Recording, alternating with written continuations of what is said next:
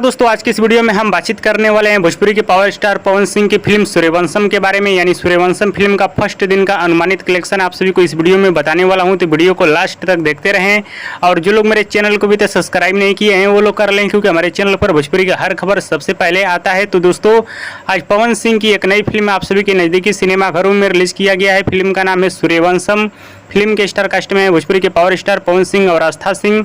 और पवन सिंह की फिल्म सूर्यवंशम को भोजपुरी दर्शकों द्वारा खूब ज़्यादा पसंद किया जा रहा है। लोगों का कहना यह है कि फिल्म देखकर पैसा वसूल हो गया, यानी फिल्म बहुत ही कमाल की बनाई गई है। और इस फिल्म को ऑल इंडिया में 40 सिनेमाघर मिला है। बात की जाए इस फिल्म के फर्स्ट दिन के कलेक्शन के बारे में, तो 40 सिनेमाघर के अनुसार इस फिल्म का फर्स्ट दिन का अनुमानित कलेक्शन है 7 से 8 लाख रुपए। जी हाँ दोस्तों, फर्स्ट दिन का अनुमानित कलेक्शन है 40 सिनेमाघर के अनुसार 7 से 8 लाख रुपए, जो कि बहुत ही अच्छा है फिल्म ने कलेक्शन किया है।